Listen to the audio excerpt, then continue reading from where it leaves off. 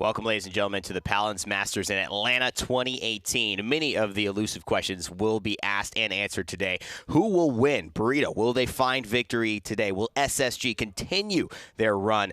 And will we eventually get someone to confess to that fanatic fart from yesterday? And, it hasn't happened yet, but I'm hoping we can. Evan Rayner, Alan, I hold shift, Donofrio on the desk today. And we've got a huge day going on, Alan. How you feeling about it? Oh, you hit everything right in the head. Can Burrito bounce back after what I imagine for a lot of their fans they would say is not exactly their best showing, and SSG is the big storyline. Maybe they'll be the next big come-out region to really put a staple on what competitive Paladins will look like in the future. Well, in the future, it's a great thing to talk about because we've got some great things coming up, especially HRX. We want to just let you know that we're doing that on the November 16th through 18th weekend. I always like to say this. Drake's coming as well at the end, so make sure it's like 2 for 1. You guys come to a little HRX, some DreamHack, see all the console wars and the championships, and then go party to a little bit of God's plan. It's God's plan right there. But we also have some great information for you if you're wanting to know more about Paladins esports in general and how this year will break down. Let's take a look at the overview of what's to come. Summer Split, as you guys can expect, is happening very soon. In fact, only a couple weeks after they go through. Summer LAN will be the July 19th to the 22nd. We'll have a fall split, and then the PWC placement round is actually where we're going to qualify. Instead of a fall LAN, we'll qualify people for Worlds there, and then the championship the 16th through the 18th. But even further coming through, we're going to be able to take a look at the summer format, which is really here displayed on your screen. It's a lot of information, so don't worry if you can't read it all. But basically, PCS continuing on Mixer for 6 phases. We've got the PGS. We'll have 4 weeks of that and a LAN on the 20th and the 22nd, which will be part of our Paladins Premier League LAN after that summer split. The only difference really between how it happened this time is that the console LAN will now be a week after instead of a week before, so pretty easy stuff. But we've got more. We've got more to show you, so let's head into the next graphic because, again,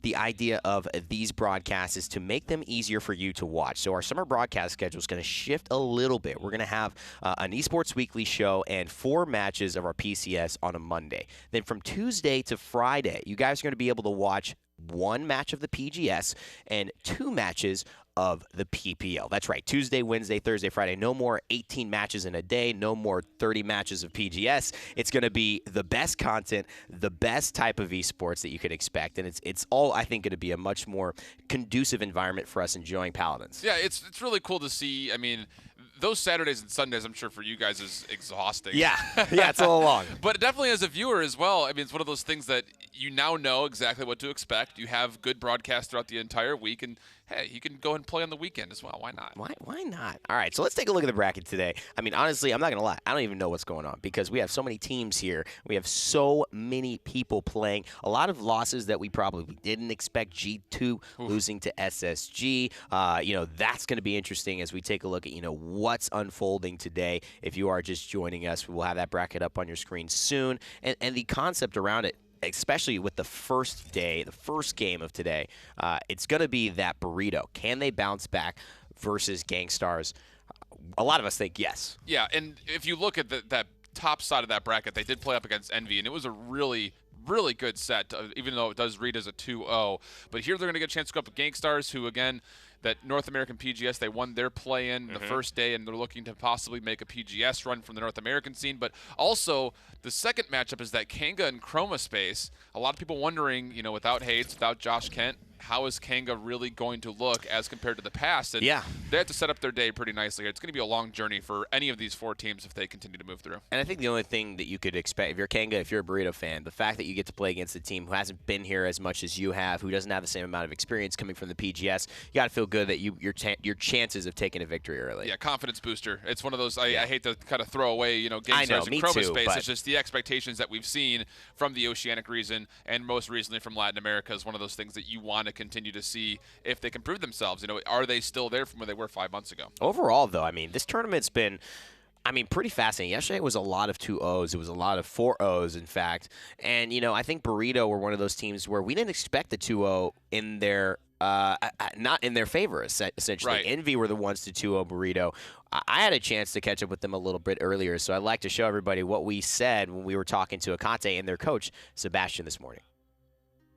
Hey, we're joined here by Burrito's coach, Sebastian, and of course, main fragger, Hecate. We want to talk to you guys about so many things, but heading into your match today, before we get there, let's talk about yesterday. We talked to Envy, and after they won, how were you guys feeling about how that set went for your team? It was really hard because we didn't play as well as we expected, but we did our homework yesterday, and now I think that we are going to do just okay. Yeah. What do you think? The thing is, like, this reminds me, like, in the PWC when we faced Virtus Pro and we lose, like, 3-0, the new meta that we were not used to play. We come back to the hotel, we realize, oh, maybe it's so strong, we never faced a map like that, what they were doing, how to draft, you know. Everybody tries to counter Rock Monkey, their picks, but at the same time, if you counter Rock Monkey, it's like, yo, I play it the same, you know. So we need to do a lot of homework. We were like a bit down because we didn't expect to lose that way, and some issues happened on the first match. Nothing to do with that, but we feel more confident. You know, we do our homework like the last event. So kind of following up about that match, a lot of people were anticipating the Hecate versus Rock Monkey, and you just said you have similar play styles. So what are your thoughts on that matchup between you and him? I think Rock Monkey is amazing. I never faced a player like him. Like, if you talk about really good hitscan players, it comes to my mind Motostina, Rock Monkey right now. He has a unique playstyle. He knows when to punish, and that is something that is more based on the player and not on the role, you know. He has the aim, he has everything, so I think he's a really good player and I respect him. So moving forward, you're the coach, Sebastian. We don't have you here very often. What's your job for this team, getting them ready? How do you help them prepare, and how have you helped them prepare for today? Well, these guys already know how to play very good, but they did have some team not good communications, and maybe some bad strategies, and we tried to fix that. I've been working with them since 2 months ago, and they just got really better. I mean, how many times we screened since I came? Like a lot, like 6 hours a day. If we can, yes. Yes, they really got. Because we were playing, better. Yeah, exactly. We were playing like the whole time since I created this new whole team, 1 year and a half without a coach, without anyone showing what we were doing good and we were doing wrong or weakness. You know, now that we have our coach, this is changing just a bit. Even though he is still learning because he is a good player from Paladins, but being a coach is totally different story. You know, you need to have that ability to see their weakness on the players, what we are doing wrong. So it's pretty new to us, but I think it's something good for us for now and for the future. This team has gone through a lot of changes since HRX till now, from Nocturne staying together as a roster. I know last time you and I had talked when you were actually looking for a new organization, getting picked up by Burrito. How drastic has that change been, considering that you had players that were still working other jobs and everything at the time? I didn't understand all your question, but... Or basically, how has it been having the support of Burrito Esports now? Yeah, I mean, it's amazing. I mean, if I have to say something about Nocturnes are amazing, and I love the guys because I've been there for so many times. But I think Burrito, they are giving us the same quality support. It's almost like the same, but they have maybe more economical, you know, more experience on this.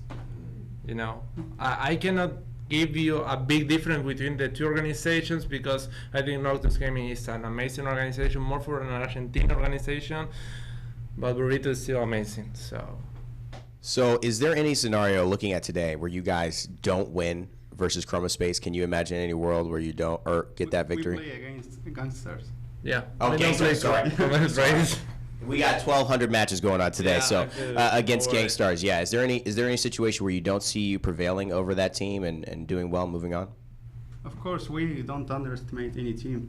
So As We are I, prepared for everything. That's a good yeah, answer. as I always say, we always do our homeworks. We don't underestimate any team, So it's like that. It doesn't matter if they are PGS or PPL team. They are on the same level for us. Great answer, guys. Coming in prepared today. We're excited to see that matchup. Thank you so much, and good luck. Thank you. Thank you. So much information from that, and I want to break that down a little bit with you, Alan. Commitment to doing homework and making adjustments. Do you believe that we'll see a different Burrito today? Oh, absolutely. We saw a different Burrito from minute 1 against Envy versus minute 2 against Envy. I mean, they change so quickly, and they're able to figure out what's going wrong in real time and then make those adjustments and corrections. I mean, this team, I was most impressed with them at World Championships, not because of their abilities individuals coming together, but their ability to adjust their draft play style, as well as how they kind of cater towards their pros and cons in game. That was one of the things that was so kind of crazy in their Frozen Guard game, was there was something going wrong very clearly from minute 1, and it took them nearly half the match to adjust, which was very uncharacteristic of Burrito. Usually it's a very real-time correction. I think they're going to be a little bit more frosty today and ready to go to really give it all against Gankstars. And being fair, I don't think a lot of teams would have been able to even make that adjustment halfway through. I think that'd be like a wash, and now let's see if we can get a better draft heading into the next one. A lot of questions about Burrito, but first we did have a chance to catch up with Gankstars as well. A lot of people saying they have a ton of talent, so let's hear what they had to say about this morning's match. What's up, Gankstars? It's time for day 2 of the Masters LAN, and you have a match actually coming up as the first match of the day, but I want to reflect a little bit about your thoughts in yesterday's match.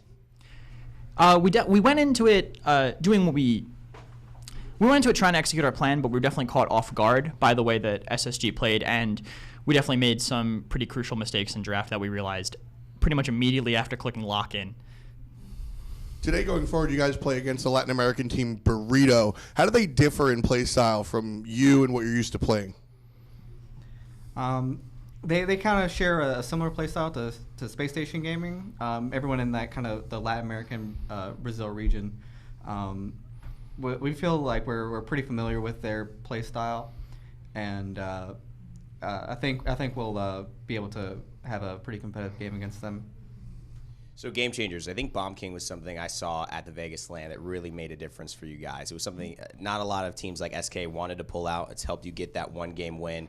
Is that something you expect to go back to? Obviously, you're playing against Frozen God, who's one of the best blasters in the world that last set. But how does that transfer going forward in the tournament?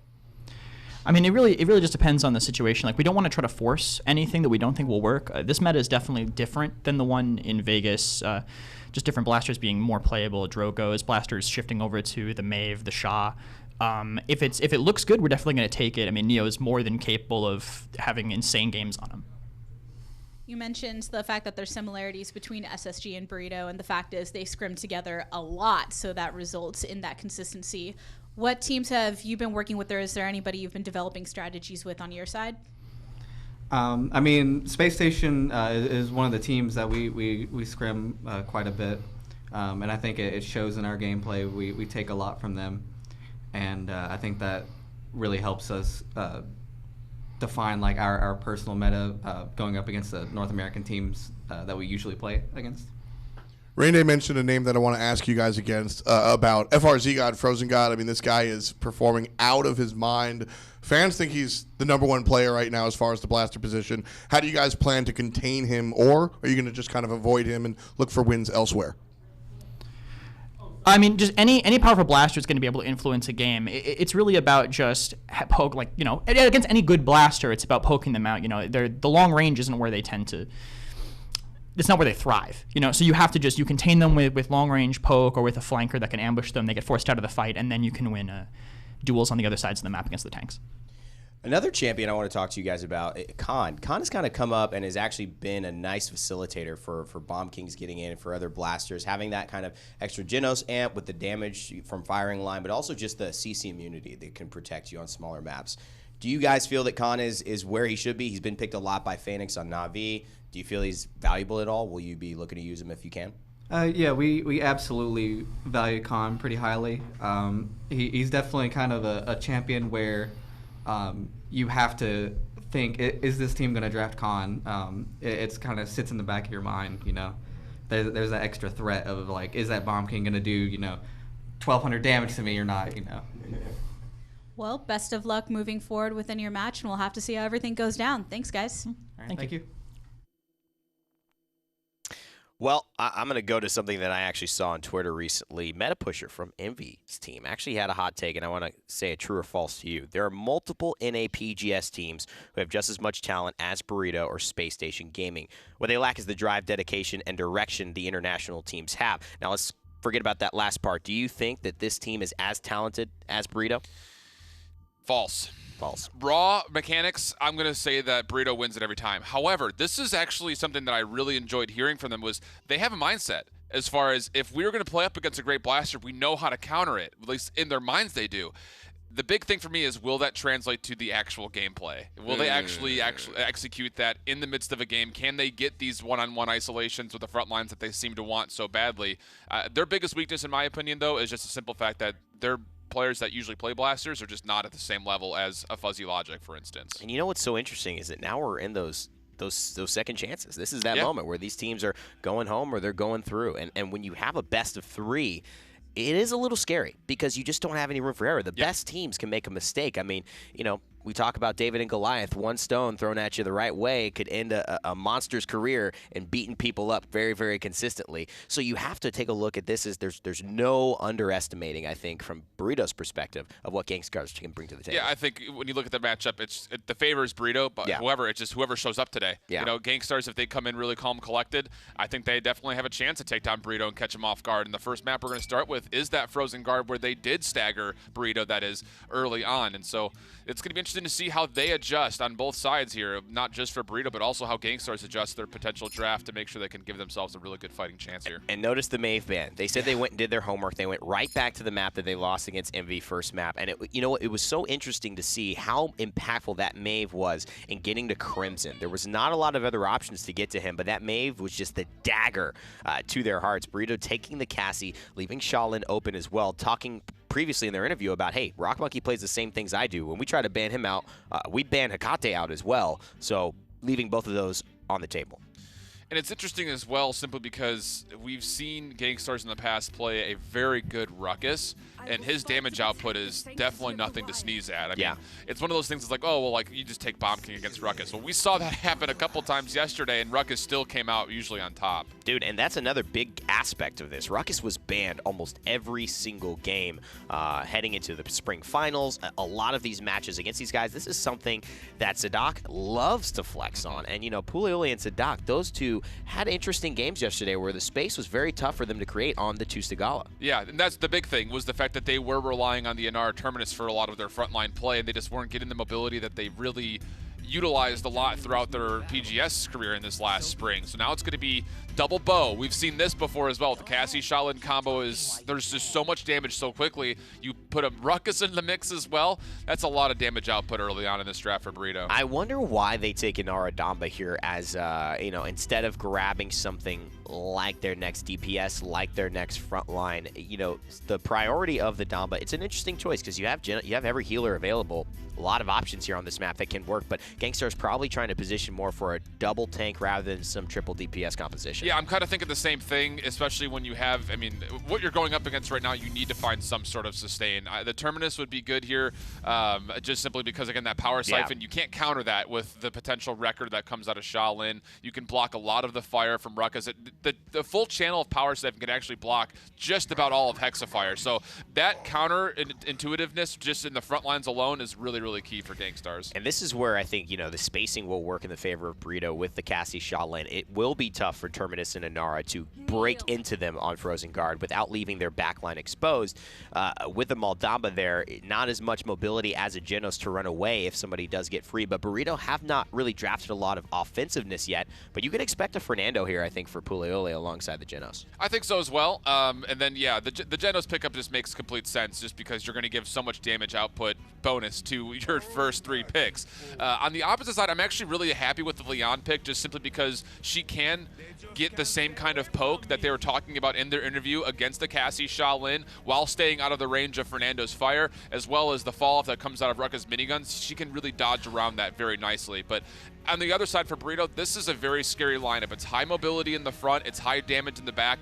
You're going to have to find some way to penetrate, and the Xin pick makes absolute sense. It is. He could traverse most of the ground that you need to, and he could do it safely. That's what I like about the Xin here. There's not really a lot of super punish that Shaolin or Cassie can do to a Xin. I mean, they can poke him away, but if they don't see him coming, it's going to be trouble. I like Gankstars' draft. They look much better, and I think Burrito also made some good adjustments to get Fuzzy Logic and Hekate feeling comfortable. This draft, as you look through it, anyone who's out there looking to, this is your draft and ranked, how do you play this game? If you're Burrito, this says aggression, flat out, from the front line first. For Gankstars, it's all about point control and sustain. Can you break that cauterize? Can you keep yourself healed up? Should be a really good game of the unstoppable force versus the unmovable object here. Well, let's see which one wins. It's tale as old as time, so let's send it to our casters to tell the story.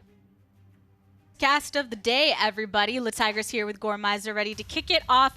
Burrito versus Gankstars. This is looking like it's going to be good. I mean, normally coming into this, I think everyone would be favoring Burrito, but looking at the drafts, I think this one really is just going to come down to which team is mechanically better and which team can just play stronger. I do like the adjustments that were made, and in the interview, Gankstars had mentioned that during their previous match, they felt as soon as they hit that lock button, they had messed up in the draft. So going in a bit stronger than they had previously, but Burrito as well, a little bit of a chip on their shoulder after the last match, but they're not letting it get to them. They're still feeling confident while at the same time not underestimating anyone. It's just one of those areas where it feels like this is where they like to shine. They get knocked down once, and then immediately they start to pick themselves up. They go back to the hotel, they say, what did we do wrong? How do we fix it? Here, we see the Maeve ban. That definitely is something that either they didn't understand. It seems like a lot of the international teams didn't quite expect her to be as strong as she has been, and that definitely caused them a lot of trouble yesterday. And getting it started, Gankstars early onto the objective, but that's just what's going to happen when you have two rock people on your team. Sadak, good movement over to the backline, gets some nice shots onto Neo, including the last one for that first blood. I will say there was one thing that completely glanced over, and that's the fact that you did let Sadak get Ruckus. That is something that there are a lot of teams here that have someone, at least one person, if not more, that love to play this Ruckus, and once you give them that, the pressure is on. He's going to do something. Specifically here, you can see going around the side, a big distraction factor. Burrito just pincer them into death. The unsung heroes of Burrito that we try to give shout-outs to quite often. Sadak and Puleule, such strong frontliners and able to get aggressive when need be, and a pick like Ruckus enables you to do just that. El Zulu taking a lot of damage before he could actually throw up the impasse, but we're passing that 80% mark for Burrito. Just being able to kind of hold back. You can see everyone on Gankstars, by the time they're actually getting in here, except for El Zulu, they're all half health. A couple shots from Cassie going to be able to find that. Xin barely stepping away, but as it is right now, it's 99 to 66. Losing Sadak does cause a little bit of pressure, but there's only 2 members left on Gankstars. Fuzzy Logic with a triple kill, though, so that 99% getting stopped in the meantime, and El Zulu forced to back off, but still trades his life as Hekate gets the last hit. Overtime trickling down, and that's going to be point number 1 for Blue. Setting it up, holding the angles, ready to go. One arrow into the air as celebration. And a backflip just to make sure, so they're feeling it. They're getting warmed up, and they're accustomed. And you can tell that they're more or less comfortable, again, being able to come in. This push starting off solid, but this is just going to be where Gankstars have to figure out where they want to defend. Yeah, I think this is one of the most swaggerific teams when you meet them in person and everything. And they match it in-game with the emoting, the shades on the Shaolin.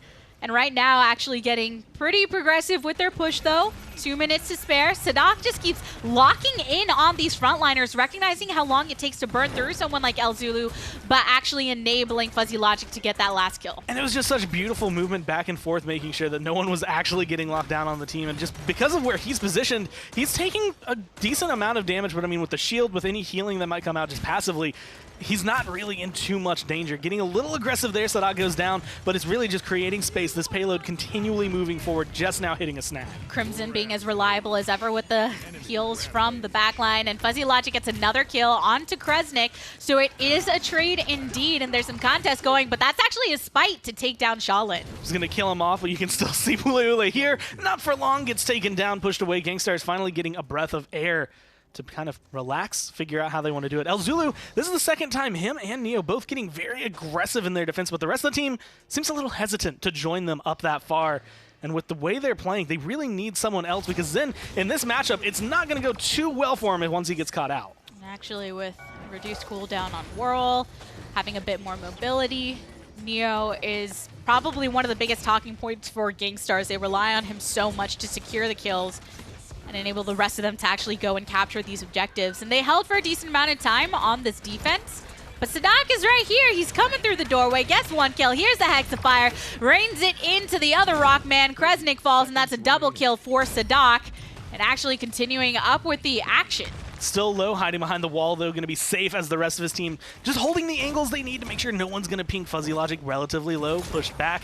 The shots coming down from Hecate are going to be able to push Envy down and keep him locked up through time and space. Not going to connect, would have, but Puleole cleans up the kill first. Got a little too quick for that one to get the value, but actually, once again, a little bit of a trade to the opposite end. 2 falling for Burrito Esports last few seconds before overtime settles on down. Sadak, though, into some trouble. El Zulu getting a bit of revenge. And here's Hecate, though, on the side. Doesn't manage to get many connects before he falls. This is one of the maps that it will, especially right at that base, be a little bit easier to defend as long as you're close enough. So Gankstars showing that they're still in the fight, at least keeping it even. And we kind of saw a lot of that, I want to say, is Neo being able to stay alive for so long. But this is actually exactly, I wanted to see what Sadak is running because he runs slightly different. You can see mainly going for the missile launcher, getting a little bit of heal. Still has the health, though. I think that's the big one that I think we first saw it on Sadak was just running Dampener. Not something that I think was as big until we started seeing things like Metal March just not quite hit the same mark that a lot of players wanted. And on the opposite end, we've talked about the fact that Gankstars do have their full roster here. Jalen Sanity as their support. Oh, what? And it's actually, wow, interesting. What are your thoughts on bringing this to the table for Crimson? Well, I will say Crimson is, I think, the only person I've seen competitively use Binary Star, so now just trying to continue going forward and playing the, I mean, just completely different. It's still going to be solid, though. At least trying to lock down Zen, it's going to be perfect. There's an Immortal from Puleule. Get some healing from Crimson. Fuzzy Logic and Hecate picking up a couple kills on the Leon and the Anar. There's a Dread Serpent from Gankstars thrown way in the back, but Burrito Esports are still in pursuit. Rain some shots into Kresnik. He's trying to escape, uses his Shatterfall to do so, but this pushes Gankstars way away from the objective. And I mean, this is actually just a great setup because the 2 people that you're going to be worried about most, and honestly, it comes down to everybody. I mean, most people on Gankstars here, at least 3 of them, have some sort of movement ability. They're getting locked down. They're going to be easy to burn. Zen, with his loadout, is trying to survive, but the rockets as well as that Void Grip are just going to make him easy to lock down as the damage from Sadak is just pouring into him. 92% on that Hexafire. Gankstars making a decent rotation, but still not getting everything they need out of the ultimates that were thrown. Fuzzy Logic punishing Leon. And here's a Hexafire from Sadak. Manages to get quite a bit of damage and a kill onto Kresnik, but the Reanimate actually brings him back through time and space right across the objective. 99% for Burrito Esports. Take down 3 members, and Gankstars cannot contest, and that is another point for Blue. Exactly what they needed. Reanimate came out. All of them are just the right distance away that they don't have to worry about, and through time and space, the minute Terminus is up, boom, 2,400 health completely gone. And then he was just an easy burn right after that, so now being able to pressure it out. They seem to have the point fight locked down. This is where things went rough for them last time. They got about 75%, then they stopped getting the push the way they needed to. So how does Burrito approach this just a little bit differently? How do they take care of Gankstars? Well, I think the fact that Gankstars is actually choosing to come through this side opening leaves Burrito the option to try and collapse upon them. It's difficult when you get to this actual choke point. Gankstars have ways that they can peek out to deal the damage, but Burrito managed to get some early access to them. Kresnik, you can already see a little bit on the struggle bus, but luckily has gourds to keep him up. Nice shots being able to go through, and honestly, Burrito, they're in a very good situation when it comes down to it, whether or not they get this push the full way. They're still up 600 credits per player on the side just because of those 2 captures. So even if they fall, they actually get to buy some more items, and being able to come through, it actually looks like the seismic crash isn't going to matter at all. The Zulu just gets taken care of. What great movement from Fuzzy Logic to make sure he didn't get hit by the seismic crash, but still actually gets these kills under his belt with the help of the rest of the team, of course. But a Leon, a Maldamba, there's not too much you have to worry about to get to, at the very least, the next choke point. Now pushing it back. Envy is just in such a rough spot. Fuzzy Logic going to be able to clean him up, but he's just been locked back. Spite up in the air. Void Grip going to be able to hold him in place for a little bit, but you can see Neo just kind of getting pushed away, kept under control. The same thing, both front lines. You can't really show your face. These rockets, these miniguns, they just do too much for you to give up a ruckus. And there's been quite a bit of a while where Neo hasn't had the impact, but Sadak has managed to do so every Hexafire, usually picking up a kill, and there you go, actually contributes to that Kresnik elimination. Gankstars throwing out the Dread Serpent, but is it enough? All of Burrito still stands, gets everyone but Neo, and he's in some trouble, waiting for the Billow to expire and pop in the face. It's 3-1. I will say, I feel like we're playing some Paladin Strike with how fast these weapons are. Overtime has been around so much, so often, and even right there you can see Kresnik came back, Kresnik went down. And that's one of the things, when you are Terminus, your ult honestly has a lot more potential when it's not used than when it is used. There's a lot of moments where it's better to just hold on to it. Right there, there wasn't much of an option. You needed to fight, but that's the worst way to have it happen. You literally reanimate and then die within a second. And as you can see in the loadout, I think this is also what was helping Fuzzy Logic with the way that he was moving during that heat haze and such, having that ability to dodge some of those impactful ultimates from the opposite end. And yeah, when it comes to a Terminus ultimate, it always feels kind of weird when you put more resources into killing him because you have to do it twice and using those ultimates to do so. But something like through time and space, that's a guarantee hit because of the fact that you know exactly where he's going to be respawning. But 31% for Gankstars. There's Envy with his ultimate usage, but he just takes too much damage in the process and goes down. Envy tried to do the Shaolin thing, but he's a Leon, whereas Fuzzy Logic is doing the Shaolin thing, gets into your backline, helps kill off everybody, and now they're just picking up kills left and right. You can see him now, Zen respawned, but he's going to be dismounted, knocked off all the way back in their base world just to get closer. And then with 58% on the objective for Gankstars, yeah, that's cool and all, but it was just because of comeback mechanic and their composition lending themselves to that early portion of the capture. Burrito Esports is very aware of that strategy, and that's exactly what Gankstars is going to employ. So they kind of let that happen, get their picks, take down Neo once more, looking like Inara is the next target. And with that, that's going to be a Burrito victory for game number 1. Pretty much exactly what they needed coming into today. I mean, this is one, again, Burrito's kind of favored in this matchup versus Gankstars. They are a team that is a world-class team, and yesterday was rough. But that's always the way I feel like they've started these big runs, where it's just, okay, you got wiped, figure out what's wrong, come back and play better. Now is when they kind of get this. They're probably considering this one as the warm-up, but they really need this win to get themselves going for later. Well, and it's just always cool seeing exactly how they're approaching each match, and now having their coach involved, which we got to speak with in the interview. I feel like they're just leveling up day by day, week by week, say, yeah, we're an international team, but we're still coming for you, and they're proving themselves actually in the realm. Well, let's go ahead and throw it over to the desk to break it down. Dominance, dominance, dominance. After that first round where you saw, okay, things are working, we just didn't see them stop after that. Yeah, it's one of those things, and again, it's just when you look at these comps, you know, we were talking about it while the game was going on. When you have an Inara Terminus, you are essentially saying, this is where we're going to make our goal. Right. They have to be moving together. You have to be toggling between the impasse wall to block damage and the power siphon to block damage. It takes a lot of coordination up front, and it just wasn't executed as well as it needed to be to deal with all of the mobility that was coming out of the front line from Burrito. Big difficulty on that map, too. We've seen that not succeed, or in other words, fail for many teams, and Burrito were the ones who actually failed with that yesterday. Yeah. We're talking about how the Mave, you can imagine a composition where 2 out of the 3 players that are left on that battlefield, out of a total 5, cannot even kill her, and that's exactly what happened with Terminus and Inara. They can't kill the Cassie unless she lets them. They can't really kill the Shaolin unless he gets up close. They just are fighting a man down, bad odds, and Akate, he showed up this morning as well.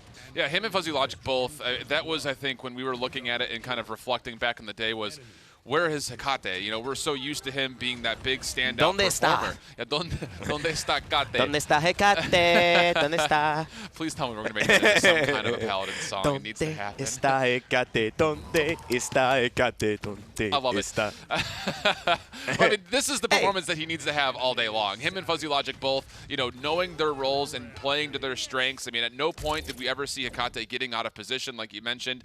I mean, it was actually a really good pickup as well from the Leon take thinking the Eminence Presence build just to try to get that extra long-range damage as well to kind of snipe a little bit more. But is this one of those things that this lineup for Burrito was all about punishing anyone out of position, and they did a really good job of prioritizing anytime Inara or Terminus was out. I really love seeing them bounce back. And again, it is a very fast-moving day, so you have to get that first win under your belt. Now you can be a little bit more confident, a little bit more settled in the fact that, all right, we can lose one game still and get moving forward. But Gankstars, honestly, to me, looked good in round one. They showed they had some stuff there, playing with the lineup that we've clearly seen doesn't really perform that great against what Burrito drafted. Yeah, it's just Burrito's play style. I mean, they got the draft that mimics their most comfortable play style, end of story. GS did a good job of trying to respond to it. Like we saw, that defense in the very first round was actually pretty well found for them, considering it looked bad for a second. But Stonekeep here is our second map. I'm actually really excited to see if Gankstars decide to take this first overall pick and kind of change the tempo more into their favor and try to play their style of game. Because I feel like even in Vegas, we didn't really see them pulling out any sort of an identity. It seemed like they were always responding. Yeah. I kind of just want to see what this team is at its purest form, just playing their own game. I really like them on Blasters. I really like when they mix that up and add that into the to the field, because so many teams can't flex there. Right. So many teams don't have the option. So if you do, I might as well show it off. And as we get closer into this champion draft, it's right. I think it's time for Gankstars. This could be their last one in this Paladins Masters to show who they are as a squad. They are banning out the Kinessa, and notably, Burrito, so known for their sniper play, have not been able to play a sniper yet. They've been banned out every single game against them, and that continues to be the case. I think it's going to be the case pretty much all tournament long, to be honest. Maeve getting taken away. She's, again, so good on this map because she can flip the tables so quickly.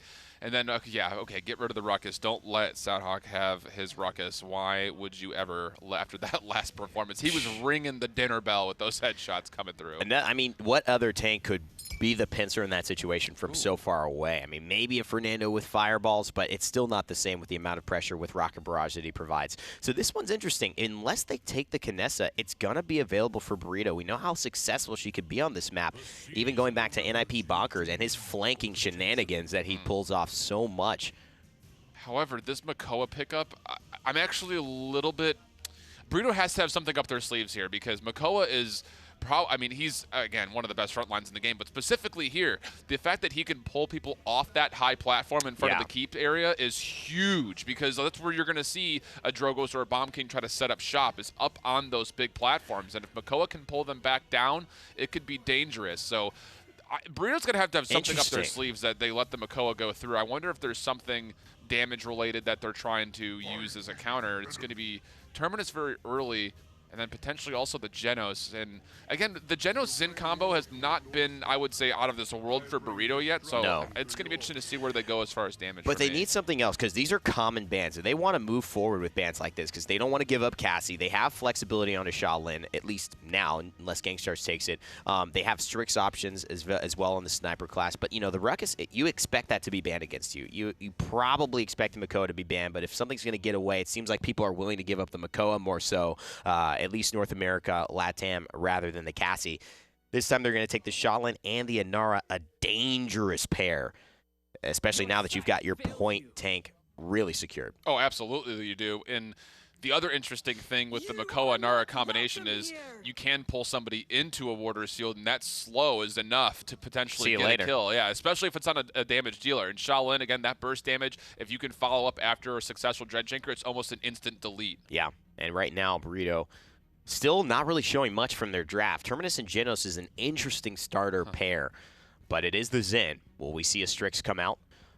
Gankstars have the option to two-pick their final selections and counter towards that, but they're going to go for the Barrack here, at least hovered over, most likely in the hands of Pule, I would say. Man, I don't... Listen, we gotta call a spade a spade. The Barrack has been performing. It has been performing. It's just... This lineup is very strange to me, just simply because of the polarity that you're getting between the front line and then the Zen. I mean, who's going to follow up or create the space for Zen to be effective, essentially, is kind of what I'm wondering. Here's the thing. Makoa creates this kind of outward space where it's just maybe 20 yards in front of him. You cannot really fight very comfortably because you know you're in hook range. Barrick, I think, actually does really well at the bottom side of the Cathedral. I don't know if they're going to go straight to the point. They may like to fight in that little room underneath the 3rd level, right where you have that open space, looking at it, set up your turrets there, set up your shield, and create this kind of safe haven for Zen to come through. And I think with Palisade, some of the buffs to his cards, he's a little bit trickier, but boy, oh boy, not a lot of range here except for the Strix. So here's what it is for Burrito. It's hold down an area with the Terminus and the Barrack. Yeah. Zen, if you can create some distraction, great, and this let Strix free fire. What area do you think they go for? Do you think Barrack holds right side or in the Cathedral? I think it could be either, to be completely honest. Whether you're going to go keep or church, it doesn't really make too much of a difference as long as you're establishing where that spot's going to be so that way Strix can find the opposite angle and find those line of sight shots. This is going to be the Strix show for sure. Will be interesting to see Hecate on a sniper most likely as we head into Game 2. I was wondering if we were ever going to actually get to see some Hecate sniper play today, so I'm stoked. Well, it's one of those things we were mentioning because Kinessa's been banned out pretty much every single time they've gone into play, and it's like, well, you know, he still plays Cassie, still plays Leon, and he still plays Strix. It's one of those things. It doesn't just happen to be the one sniper. Hecate is very, very talented on multiple champions, and the team always knows how to make it work. So I'm interested to see how it works here just because now he's got the flare, he's got the scope. Will it be enough? Or will Gankstars, I mean, with a really solid start to their draft, actually be able to take him down? And I don't imagine there's a scenario where it won't be Hecate unless they really just want to. On the Strix. Let's go. I mean, to be fair, in PGS, sometimes we get some. We've had Crimson on the Sky and Maeve, and we've had Hecate on the Terminus. But here, I think they're in it to win it, and they don't want to take any chances, so it makes sense to actually go ahead and put him. You know they're in it to win it when Crimson does actually go Luminary and is not messing around anymore. No more Power Cosmio. I mean, I liked the choice last time. Hecate actually gets kind of really early, though, by Nero. I mean, that was the perfect flank, too. The Dragon sitting behind him now. No one actually looking at him. Ule and Crimson spot him out, but no one's actually going to take him down. No one can take him down in this kind of instance, and now because of it, you're getting kind of pincered. Elzulu, Jalen going down, but finally, Sadak with a triple just swinging the Massacre Axe. Triple kill, baby, for the Terminus man, and Ule with some follow-up onto Kresnik as well, so Gankstars, yes, they got 63% on the objective. That's all fine and dandy, but Burrito Esports, they know how to go ahead and shut you down real quick. You say, you took our sniper, how dare you? Take him away. We'll just bring him back, maybe a little bit stronger, or we'll just put the tank on front and he'll pick up all the kills that Hecate was supposed to get. We'll just trade it out, pick up any slack that's going to be going through, and now with the way they're going, Fuzzy Logic I actually think is in the perfect position because he's keeping 2 people locked down and kind of forcing them into positions they don't want to be in. Jalen more than likely going to fall right here. I really love the positioning. That was a nice way to go ahead and finish that off onto Jalen's Sanity, but not many people can execute this exact positioning in the way that Fuzzy Logic can. You're also very vulnerable when you're on the low ground in a corner like that, but shrugging it off, brush the shoulder, not hitting with the spike, but still gonna get a couple kills. Hecate here has his back, and overtime once again dwindling. Potentially could have found that, just wrong time, wrong place, and it's a Nara, so even if you had whether it was gonna actually give you a little too much. slip up. Everything, either way, they still get the kill and they still get the point. And now the question actually is going to be how they switch it up, because one of the things about the point, the reason snipers on this map were always strong is because it's nice, open, long line of sight point that you can sit at. Not so much for the push. It's a little bit more difficult here, so I'm interested to see the angles Hecate takes and how Fuzzy Logic steps up to kind of make up for that deficit. Well, some credit Hecate with bringing snipers to this map as well. Just especially with Kinessa in some cases, there's a very particular area where you can use your actual mobility to execute nicely, but that's going to be a Dragon Punch onto Sadak, which you kind of expect to happen. Crimson picks one up onto Neo, though, so it's a 2-for-1, actually 2-for-2 trade currently. Streak still going for 2 of the members of Burrito Esports. And I think they're just going to go ahead and slow it down for the time being, regather, and then execute. I mean, with the way it's feeling, you can kind of see, even with just 3, as long as you have 1 DPS, 1 healer, and 1 frontline, they can move a little bit. This is going to be where it gets a little bit too choke pointy for them. It's going to be way more difficult with just 3 people to go through, but Kresnik's kind of left on his own. If you can pincer him, get a lot of damage, which is exactly what Ule is trying to do, just pressure out this Inara, that payload can keep moving. Steps right onto the gourd, manages to keep him alive for a little bit longer, but Sadak and Crimson are there to go ahead and clean up duty for the team. About a minute to go on this push, and Fuzzy Logic is actually on to the high ground with Sadak, and that's adding this pressure. Look at that, they are right there ready to complete this push, and Elzulu doing everything he can to try and prevent it. but you can only live for so long. That was one of those moments. I mean, while you see Kresnik taking all of that damage, I'm kind of wondering where Elzulu is, and that answers the question. I mean, every single time, that's how the fights have started. Elzulu's the first to get taken care of. And it's interesting looking at that replay too. Sadak and Fuzzy Logic at different times taking some similar pathing, where on the opposite side with Gankstars, they were doing the same. So they kind of had just this vision of knowing exactly where Gankstars were working their way to make sure that they were getting the heals, and when they knew how to take out the Maldamba and then collapse upon the frontliners, there wasn't as much that Gankstars could actually do to bounce back. Now my big question is, how does Hekate approach this? Everyone else pretty much played solidly on Burrito, but he, of course, getting first blooded is in that area where does the flare all of a sudden go left, or do you just send Sadak left and try to make sure that you don't see a dragon going through? But now you can see Gankstars again adapting to it, but immediately Shaolin kind of stuck in. There's a lot of damage, but it doesn't matter. Man, Envy just got blasted. Hekate with a double kill, still took the same positioning, but able to get his action online much quicker. And if you notice, he has not died once since that first blood. Learned his lesson. Fuzzy Logic taking down the Blaster Man. Follow up from Sadak. And this is already looking so good for Burrito. Has the flashbang available if necessary, but right now you can see they're kind of holding back. No need to push too hard, although you can see Sadak getting a little aggressive on the side, Puleule on the other side, just kind of keeping any side angles, side entries closed, making sure if you're going to come down, you either have to fight or you're going to go straight down the middle where you are going to be right in Hekate's scope. Oh, looks like there's a Dread Serpent right on top of the objective, as well as a Dome Shield, though, and a nice stun coming out from Inara, but the reanimate to bring himself back. Sadak, he is angry. He's throwing up them hands, and he got Puleule rotating around after using that ultimate Briar and spit out of the sky.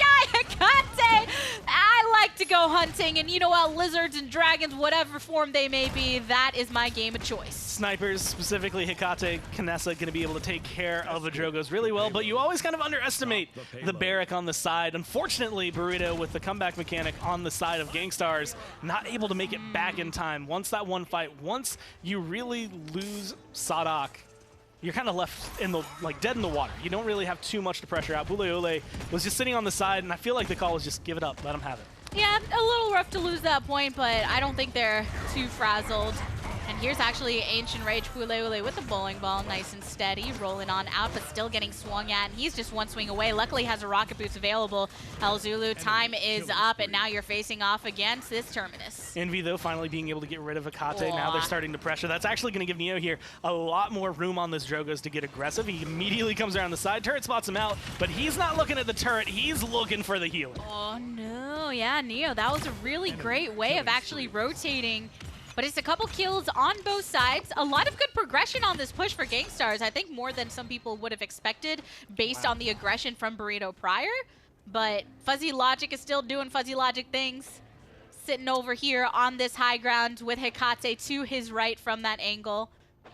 And that's just making it really difficult for Gankstars to find an opening. This is one of those things that I think Burrito does, and that's very important for others, other than being able to make yourself just ahead in the ground. But setting up to the point where you lose one, someone else just takes his place. You are literally a Hydra. No one going down really spells the end for you. Losing a Hekate just means Fuzzy Logic is going to step up.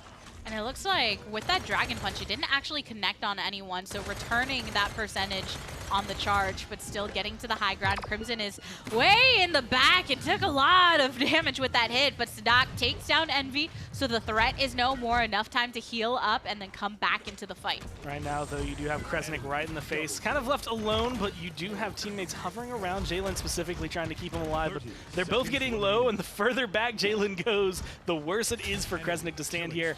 Immediately going to get taken care of now as everybody else is just falling back. Gankstars might be able to get back in. Elzulu's back, so they do have what they need to get on the payload. The question is, how well can they stand? With someone like Inara still doing Inara things when it comes to actually being able to stick around for a fairly long time, forcing a lot of the attention from members of Burrito, but they're just so economical in the use of their actual abilities and damage and having consistency in their lands of the shots that then it doesn't seem as much of an issue. When you feel like you have all the time in the world, like they're making it seem, you just take down that target and the rest come down like dominoes. Coming around the side, though, they're actually about to walk this in, just now being able to stop. The overtime's going to be ticking. All they have to do is get rid of this Neo. Locked in place, still going to get taken down before his ult can fully go off. So 3 down on Burrito, and I mean, it's tough when Hecate's not actually able to step down onto the objective, but the Dome Shield taken by Pule. Nice way to go ahead and delay this. Envy takes the high ground with this ultimate and will charge, and actually charging up some nice shots in the Heat. A good pull in, but that's going to be a defense from Burrito. Just wasn't quick enough to be able to secure that push. It was in this weird area where Elzulu had to leave the payload to pull Sadak away from the payload, but by doing so, he leaves the payload. It's just no one was there to take his place, no one able to fill it. So the defense, close, but they still they pull it out even though it got a little bit hectic there towards the end, and being able to get a Dragon Sponge for free, not having to worry about that coming into this, that immediately makes it a lot easier on these front lines to get a lot more done for the point. It's 2 times that the Dragon Punch got nipped before actually taking off. Another where it just didn't connect. So Neo losing some value on that one. And because of the actual charge, he's only at 8% on this next charge. And Burrito's 1 point away from securing the set. And this is not a good position for Gankstars. If they lose this, they're actually out of the bracket entirely. Well, they have the comeback mechanic enabled. Through time and space can be coming through, but it's not going to connect. Neo, though, kind of locked in the corner, couldn't leave, taken down. Envy with 2 kills in the back line is going to be able to create a lot of space. Oh, Envy, that triple kill is so big for them. But Fuzzy Logic facing off against Anar, luckily goes into the billow, keeps himself alive for the time being, but is waiting for that heal to actually come through. And at this point, it's just a self-heal, so that's going to take a little bit. Hecate's back in the fight, though. Nice shot into the shell. Fuzzy Logic, Sadak, both still around, though, going to be getting aggressive. Jalen off the mark, which means these frontliners are going to be a lot easier to take down, and maybe easier for Fuzzy Logic specifically to try and find some picks on. Pushed away with 78% and with comeback mechanic. This is a dangerous spot for Burrito. They might lose another one. Gankstars is one good fight in their favor away from capturing that objective, but Burrito looks like they're actually pulling back only a tad. A nice shot right there, and actually, here's the Heat Haze once again following up on that Dread Serpent, gets some shots into Fuzzy Logic, pulls his way around into Sadak, but unfortunately finds his end by Crimson. 97% though for Gankstars, but torn off at the seam. Coming around the corner, it's going to be Fuzzy Logic, picks up 1, now looking for the second one. Elzulu is so low, but it doesn't matter. Kresnik is the one that they're targeting. Who's on the point is the only one that matters. 63% rising. Elzulu is the only one that's close enough to try and contest, but 97%, all they have to do is get a little bit of pressure, and they should be able to scoop it up. It's just going to be so difficult. He just wants to touch, but he got blasted right here on the side balcony. Overtime sets in. Hecate raining a little bit into Kresnik, who throws out the seismic crash as an attempted way to stem the bleeding. And overtime, it's actually staying where it is because Gankstars are rotating back in towards the objective. Kresnik alive for so long. Drogo's still hovering in the air, probably not going to do too much for too long. One more hit will kill him off, but Elzulu, Envy being able to pick up a lot. Fuzzy Logic still here, 99 to 99. He is the only one who can do anything. Counter is not going to get him enough time, and Gankstars scoop that one right back into their favor. Yeah, that was pretty rough right there. When you're Fuzzy Logic and you're facing off against a Turtle Man and you're already low, then it's very unlikely for you to be able to secure that, especially when you see that flickering happen on that overtime. And you know, 1 step off means it's secured for the opponent. I will say Envy right now has been the saving grace. I think the one thing that has been keeping Gankstars in this is this Shaolin. Just where he's positioning, the kills he's getting. I mean, the triple kill to start that round is everything they needed to be able to get so much on there. And then you see things like that out of the Drogos just not hitting the same mark at all. A little bit of a hiccup in his pathing for that one, so yeah, that's just a very valuable utility when you're facing off against Terminus and even Pule Ule on this barrack, that you want to be able to take him out immediately. And that's 4 Dragon Punches that have either gotten nipped in the bud or not connecting, but through time and space from the high ground. Sadak is here as well. And he's waiting to find his target. Maybe collapse with Fuzzy Logic, but he's in a little bit of trouble. Coming around, immediately pushing him back. Kresnik is going to be the next one that I think you're going to see swinging down. 1 more hit, 2 more hits, as there's just enough healing, enough keeping him alive that it's making too much trouble. Finally going out, though. A minute left. There's plenty of time for Gankstars. If they could, they might be able to tie this up, because they're going to be able to touch down at least 1 or 2 more times. They have plenty of time to push it in. And with the way the fights have been going, especially that last push, they might be able to just displace Burrito enough to find a home. They're wanting a good team fight right now. You've got 45 seconds to go with the push potential before overtime. Gankstars, 3 ultimates online. Shouldn't be long before another Dragon Punch is available. And if they can take out just a few members of Burrito and then push it where it's just kind of waiting for that last second push, it could be good. But Envy using the Heat Haze, getting eliminated. Kresnik and Jalen Sanity looking to pick up some of that slack, though. Reanimate to bring back Terminus into the fight, though, but there's no Pule Ule in sight. Reanimate actually came out while there's still a Dragon's Punch still up, so there's still an execute on the side of Gankstars if they need to get rid of this Terminus. Assuming they can't do it the old-fashioned way, which is just kill him as fast as you can. Neo, the one that they really need to keep alive if they want it. This Fuselage Jogo's hit so hard, but it's just been so difficult for him to be in place. Man, and so long of a pursuit for Pule Ule, and they finally find him. So once again, it's just Crimson and Hekate. The rest are starting to respawn, jump onto low ground, overtime going strong, but still Fuzzy Logic, as soon as he actually spawns back up, goes back down. Here is the flashbang to try and disorient Gankstars, but is it going to be enough to keep Kresnik off of this objective? Kresnik stayed alive long enough for El Zulu to get back in here. Envy, Jalen Sanity picking up a couple kills. That's exactly what they need. Pule Ule, the only one left standing in their way. And that's going to be them clean sweeping right back 3-3. That's actually, you know, it's pretty rough on the defense when your sniper is forced to hop down onto the objective just to try and prevent it from actually getting locked in, knowing very well that he's going to get killed. I'm not 100% sure how he got that kill on Terminus. Because that power siphon was up. I don't know if he hit the shot or if it was explosive arrow to the side. Either way, able to find that last one. The close secrets, it out. man. I'm telling you, Secret 17, strats. 12, and 12. Like, Envy has been keeping them in this. There were a lot that Drogos did towards the tail end of that, but they would have lost had that triple kill not come out when it did. So Envy, if you can take care of them on Burrito, that might just be your key to winning the whole thing. Well, now it comes down to 1 point. No comeback mechanic available, and I think Gankstars gained a lot from that in their past couple of captures. But getting that push successful actually says a lot about their potential to stand their own on this objective. There's it through time and space. Get the kill onto Jalen Insanity. Feeling insane right now. Now being able to come in and get aggressive. They have no healer. All of this damage is going to stay semi-permanent as they're going to have at least a little bit of sustain around some of their champions. But Envy is gone, and now Jalen, even if he gets back at this point, they've lost pretty much their primary damage. Dome Shield just bought a little bit of time. Kresnik was able to hide behind that impasse and still alive despite getting direct shots from multiple members. Fuzzy Logic takes down the Dragon Man. Neo, a big source of their damage.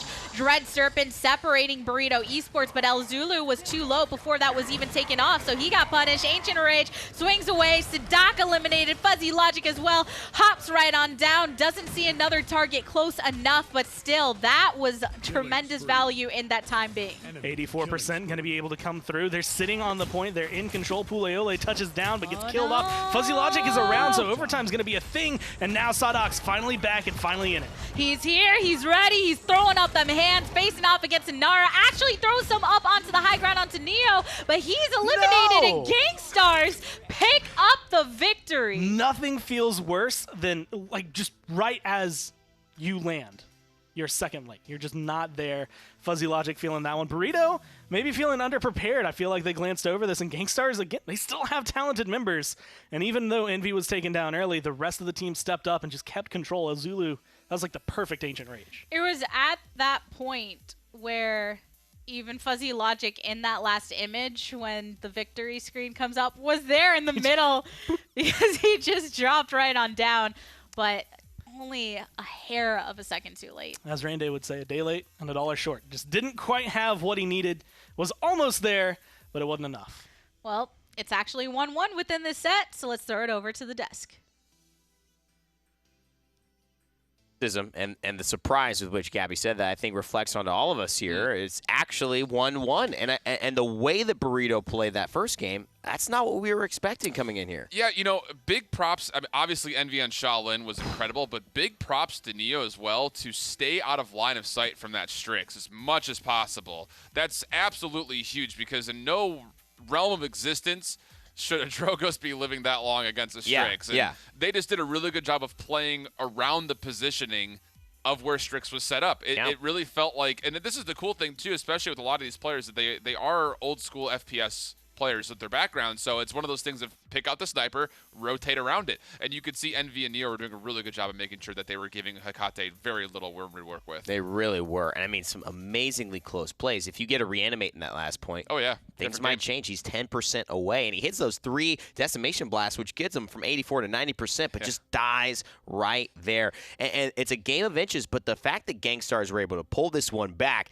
and then tie up the sets got everyone going a little crazy here watching, and excited to see now one game deciding whether Burrito, the semifinalist of HRX, go home or if Gankstars advance to the next round. Yeah, huge games. And this is going to be, I think, the key for the entire day today is that anything can happen. Nothing is safe in any stretch of the imagination. And when you have Envy going off like he did, and my goodness, the beginning of this game had to be so frustrating for him because of that constant reveal from Hecate's flare. I mean, no withdrawal was safe, no heat haze was safe. He had to start playing around the map very differently, and he found these little lines of sights. And yeah, it's just incredible to see all of this extra damage coming out of Envy, where the beginning of the game, again, was really kind of staggering for him. I'm going to, say my little take here, and I think that, one, Explosive Arrow, nice to see. Nice to see him showing that. It's kind of an NA thing right there. But also, I think the fact that Hecate is playing at about, I don't know, if you say HRX is his 100%, say he's playing about 70 right now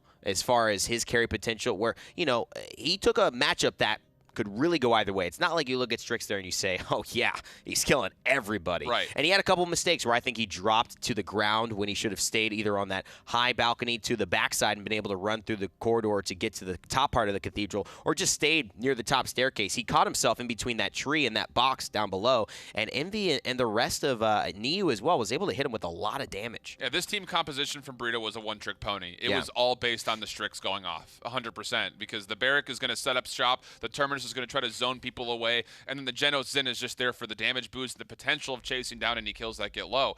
The fact of the matter was, Gankstars understood that and played the game correctly with their positioning to make sure Hecate's life was more difficult in that aspect. So I was really impressed with Gankstars. It actually could have very well easily been a 4-2. One of those defenses was just narrowly stopped as that payload was just about to finish all the way out. It looked like a moment where Gankstars didn't really, and Will hit it exactly, was what do? Do you get off the point, try to pull somebody away, or do you stay on it if you're the Makoa? And that was the cost of that. So a really good set here from Gankstars. Well, as we take a look at the maps coming in, it will be Fish Market. The place teams go to lose. And it's going to stay true here today as well. And one team will also go there to win, so we can't ignore that fact of the matter. I'm curious, and I want to know if somebody can hit me up with the stats of what's Makoa's win rate now. Because a lot of times, I feel like Makoa has been on the winning side of things. At least it appears that way, and it might just be confirmation bias of noticing Makoa, seeing him have great games, and remembering those vividly. But again, it turns the tide in that last point fight with the Ancient Rage from El Zulu, who pilots that champion very well in that game. And he's very comfortable on it, too. I mean, that's a historically great character for El Zulu throughout his entire history as a Paladins player. It's one of those things that it's almost an association game when it comes to El Zulu, Makoa. This is kind of the way it goes. But that would be really interesting to see as far as win rates go. Of course, the one that we know for sure is the 100% win rate on Sky. That's right. Can't deny that. OP confirmed. Barrack goes down a notch as well after having a lot of success. He does not get that victory for Pulele and Burrito. It's another Maeve ban, and this time it is a Strix ban instead of the Cassie. So Burrito now in the first pick position have the opportunity to get Makoa or Cassie. They will be elected the option for the damage dealers here as a priority, or their tanks, now that Makoa is off the board.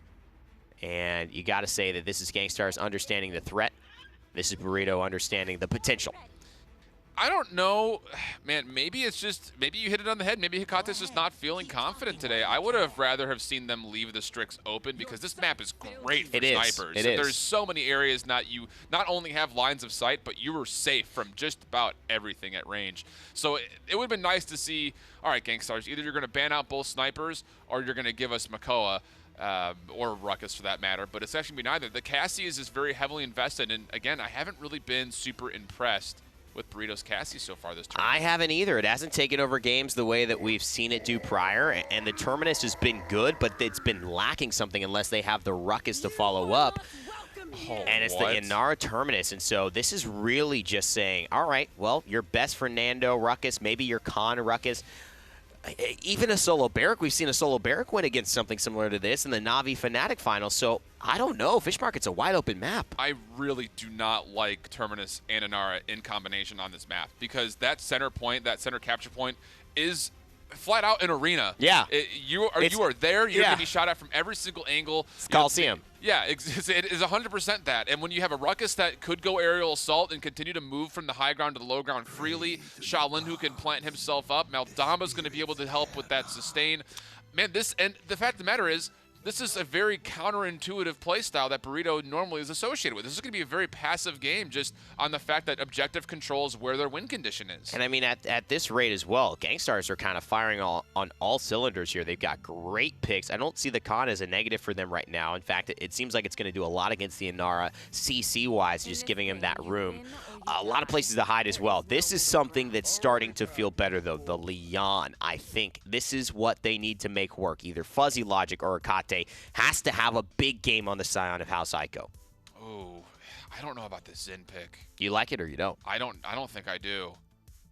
It's not paired with Luminary. Yeah, exactly. But a guillotine here, do you think? Does that help to change this conversation on the front lines?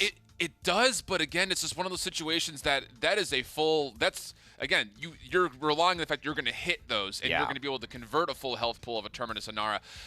This is a really risky draft, I think, at the end of it for GS, just simply because of the con. Of course, Fernando does not do so great against Terminus Inara, but the con is, again, you're relying on him to hit the Commander's Grab. You're relying on him to get that battle shout out. And Zin's the same way. You're relying on him to hit those spites. This is very interesting win conditions for both teams. Listen, I see about 2 people that can win the game by themselves on the side of Burrito, and of course, great solid support. Gankstars, they have Shaolin, Ruckus, Zen, who could all turn this over. Yep. It's going to be an interesting one as we head into the final game here of our first set of the day. Well, I think Alan made a great point with that. Gankstars, it is very dependent on if you bring the guillotine, maybe add on that morale boost, try and make sure those spikes are hitting, then you're going to have such a brute force against this Inara and Terminus combo. Keep them locked down. Keep them dead. Keep them out of there. And I mean, he had mentioned it even well on this map. It's kind of an arena in the middle of there. I kind of expect to see this Terminus not fight too much in the middle, though. That's going to be Inara's spot.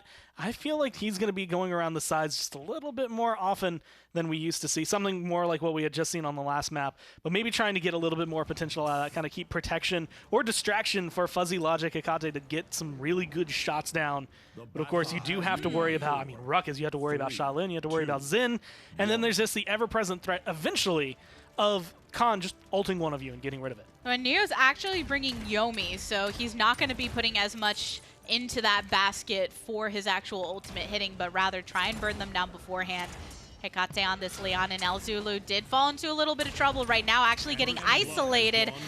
But it's Neo that gets first blood onto Fuzzy Logic on the opposite end before the final closeout onto El Zulu. Kresnik picking one up as well. Nice shots coming down, but Kresnik going to be able to find 2 right there, Puluule and Hecate. Now Crimson going to be locked down, shot down as Envy finds him. And Gankstars are off to a perfect start. This is not the way anyone really thought this set was going to go. It's one thing to give up a little bit of objective control. It's another when 3 of your members get wiped off right off the bat with some follow-up.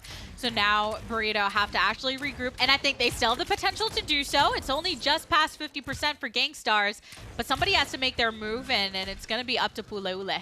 Going around the side, looking for anything to try and get back. That's going to be the hard part. How do you get back? You're going to be taking a lot of damage no matter what. Hits half health, hits 1 shot before he can even try to touch, and doesn't even get the overtime.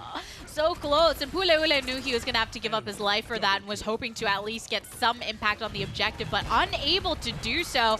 Now it's all about Burrito Esports just going full throttle on this defense. Try and build those credits, get as many kills as you can. Don't let that payload actually pass that first part of the hill. You know, honestly, this just goes back to what we were hearing pretty much all week when it comes down to it. You can't underestimate anybody at this point. You can't think this matchup is less important than the one that you're trying to prepare for. You cannot overlook a single team right now at this LAN, because if you do, you end up in a scenario like this. Finally, you're getting 3 kills. Finally, you're starting to push them back.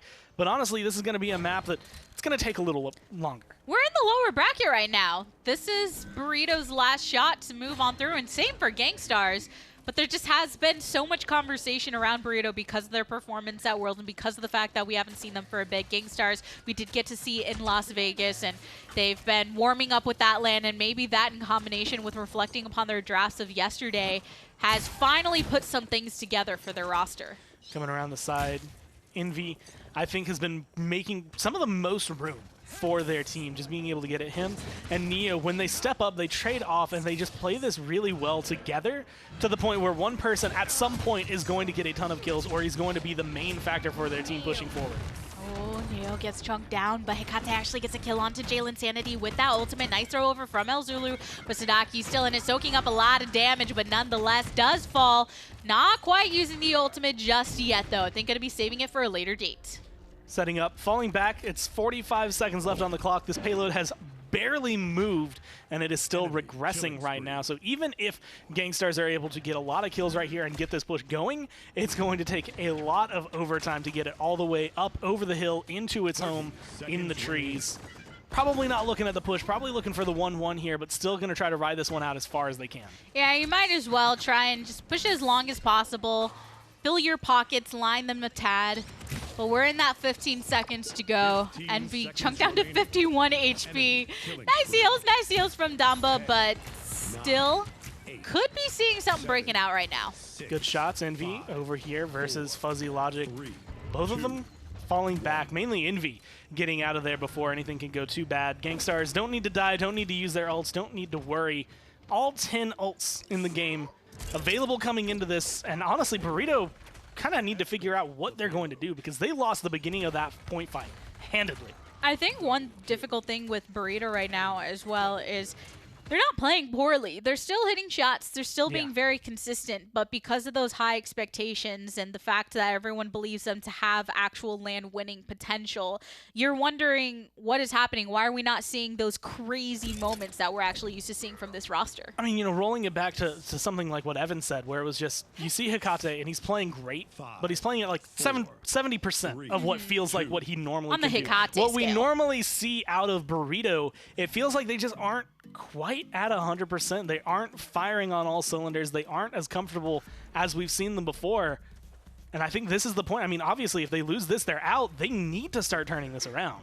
And maybe this will be their opportunity to do so. 1-1, no comeback mechanic for anyone. And actually, Kresnik took a lot of damage and actually gets killed off by Puleule. So with some kills going in the favor of Burrito right off the bat, no ultimates used just yet. They need to snowball that into something. Puleule standing around, but the heals from El Zulu going to make it. So at this point, you're kind of trading off. You get a little bit less aggressive on the side of Gankstars, but you get the heal up, you get to go in.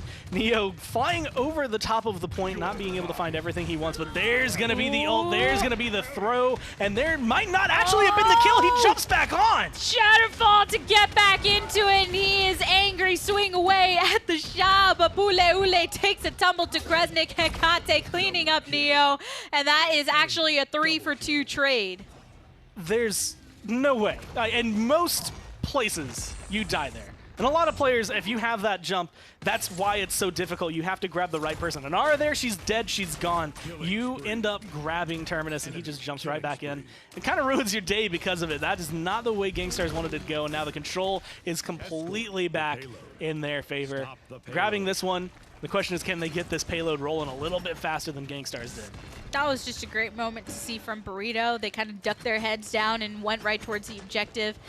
And with that ultimate from Khan, that's why you'll see so many kind of push them down as opposed to as far out as possible so they can hit the ground with very little time. But when you have something like a Shatterfall available or that type of mobility to get you back, and off of that back, Burrito Esports now actually on the 50%. Being able to push it a lot harder. Spite actually used to get away there. Might have been looking to hit somebody, but just did not connect. Sadak goes down. Sadak comes back. Reanimate going to be used right there. And now getting aggressive right in the face. Puleule leading the way.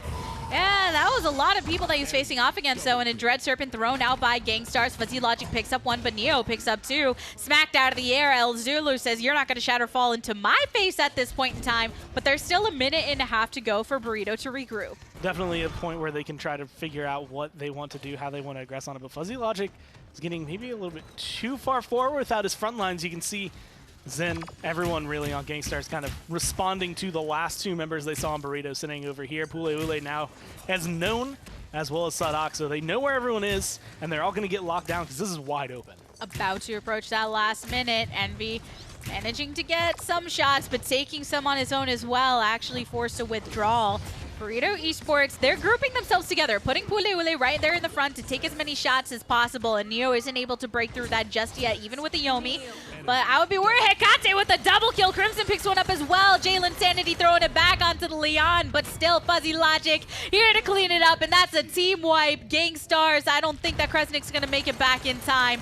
This is looking like a good push, and actually manages to go right over the wall, but getting blasted. Immediately erased, but the big thing for him, it was at 95% on that Hexafire. Now it's fully charged. Coming into this next round, he's going to have that available. Yeah, very true. 3-1 when it comes down. I'm actually excited to see this push down and immediately, like, you had to instantly hit that. The minute he knew he was getting grabbed, you knew that's what he's waiting for. He's like, all right, he's going to toss me down. I just need to jump. I just need to be able to hit it right on time. You don't have a lot of time between the top there and the water. You are almost dead. That was like the last second. And then going right into swinging away mode to get that double kill. And you saw there was fighting going over towards the objective as well. It was kind of this two-segmented battle zone that was happening, and Sadak was doing everything in his power he could on his end to actually secure the objective with the rest. That wrecking ball might have been enough. Just a little bit to get him back into the fight, increase the leap distance of Shatterfall, just a little bit to push him back up there. Again, he probably would have landed on the lower docks, but he got right back into the fight immediately, which I think made a big difference for him in terms of his health and in terms of whether or not he was going to fall. Now a beautiful stun from the Maldamba starting it off. Sadak not getting behind them the way he wanted. And actually got chunked down because of it too, but that's 21% to 11. Actually getting gripped once again. There's the third time in space. Sadak just completely obliterated. I don't think he's going to bring out any ultimates at this point in time, but Neo, he's actually put himself onto the high ground with his, swinging away, trying to find a target, but he's really low on HP, had to heal up. And he's been doing this perfectly. Always billow into the corner, wait for El Zulu. El Zulu walks up, gives him the heal he needs, then they're right back in the fight. Pule Ule getting low. These rockets do too much. Someone needs to look at Ruckus. Someone needs to take him down, but that shield is too much. Kresnik, good angle, manages to take down Pule Ule, but the rest of Burrito Esports are popping off onto 3, make that 4 of Gankstars. Once again, Kresnik is the only one around and chunked so low, actually right back behind these walls, but I don't think Burrito cares. I think they would rather just let him sit there and take this capture. You're Ruckus. You can live forever, but it doesn't really matter if you don't have anyone else there to help you out. Everyone looking at you will kill you. Hexafire going to just be eaten up by the power siphon. 99%, overtime ticking, but Burrito are in control. Yeah, soaks it, throws it back to El Zulu. Shatterfall to reposition yourself, and here's the reanimate that he's been holding on to. Blast right through the shield, tries to swing away at Khan,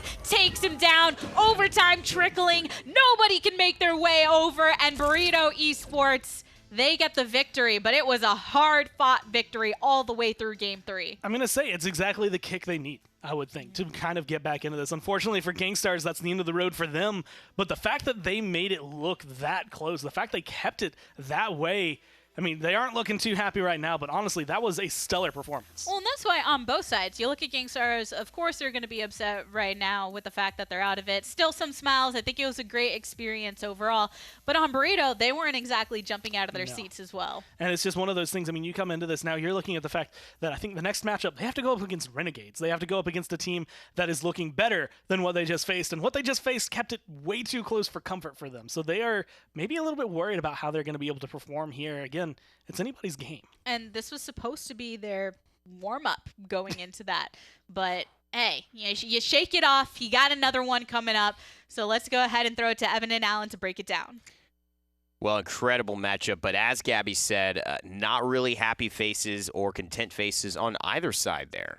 Yeah, I mean, again, this was a big holding of the breath, I think, if you're looking at Burrito. You expect them to get through, but you can't take anything away from Gankstars. They just played really good Paladins throughout all 3 of those games, and it's got to be a lot of momentum. I mean, this is, again, the first time for a lot of these guys in the LAN environment. I think they really stepped up their game each map after each map after each map. And even as you take a look at the totals, a very close game in the scheme of things. It's just, for me, it always comes down to that assist pool.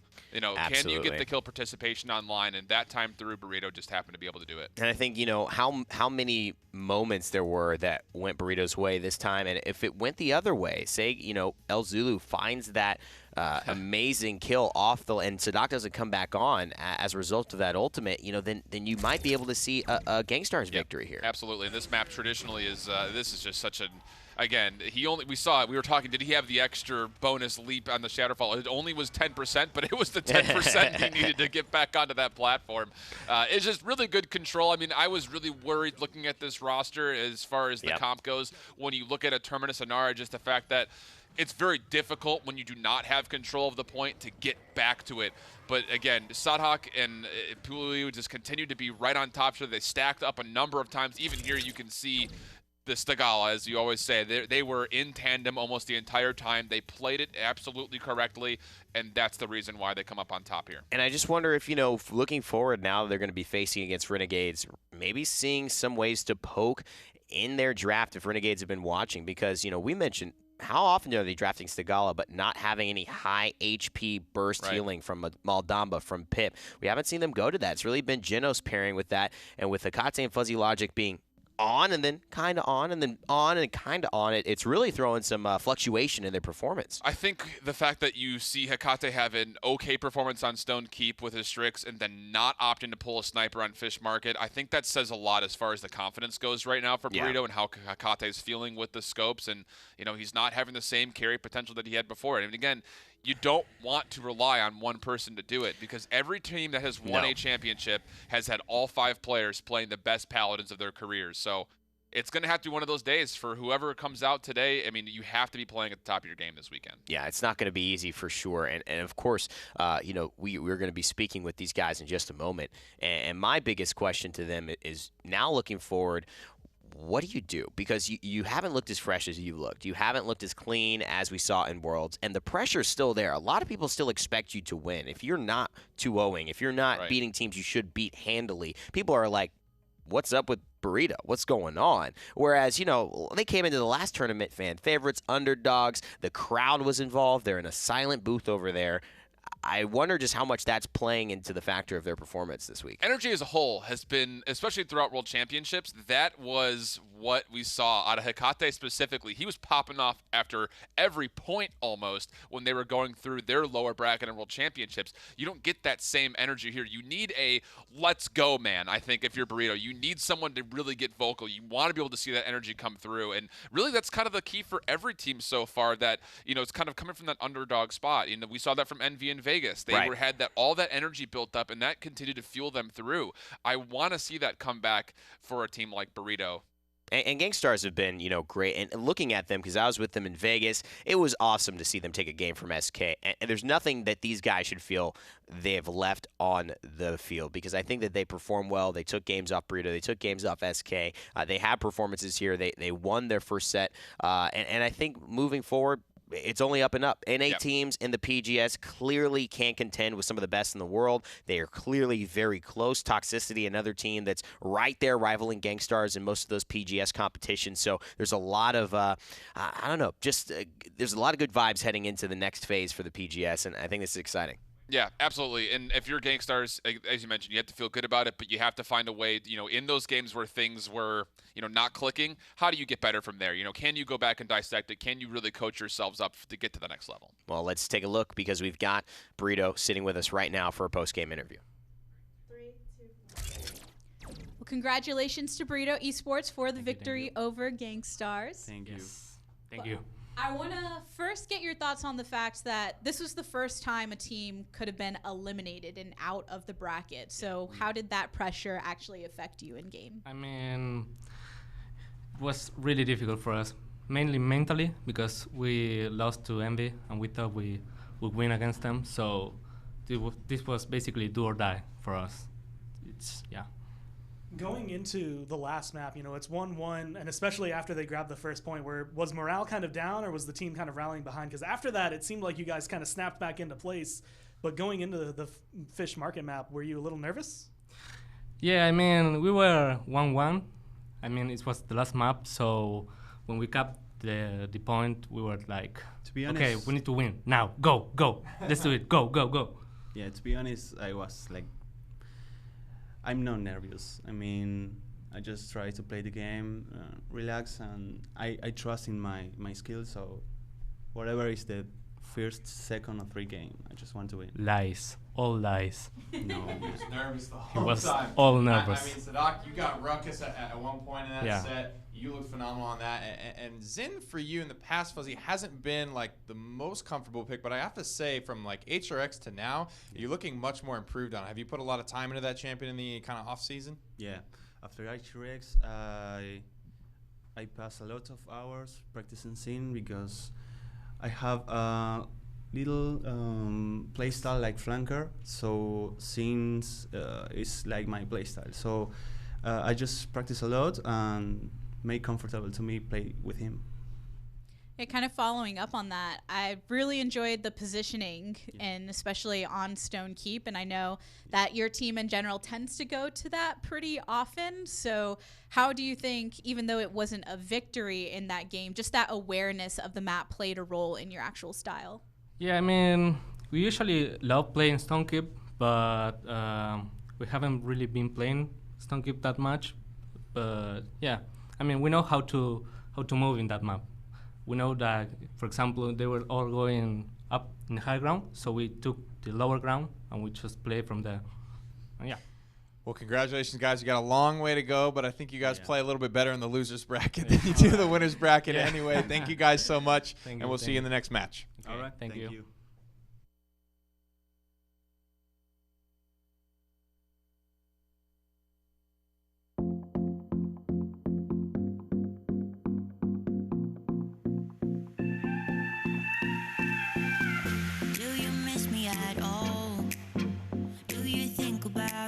We used to do. No, you couldn't stand tall. So why didn't you call?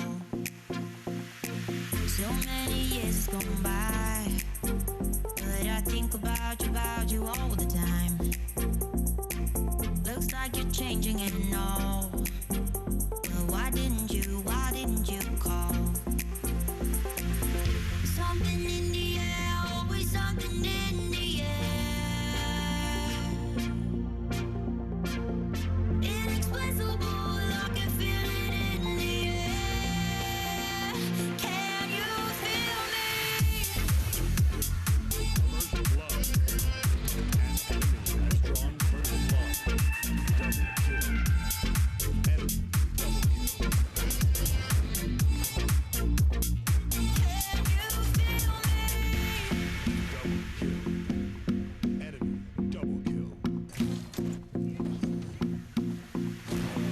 Do you miss me at all? Do you think about the things we used to do? No, you couldn't stand tall. So why didn't you call? So many years has gone by, but I think about you all the time. Looks like you're changing and all.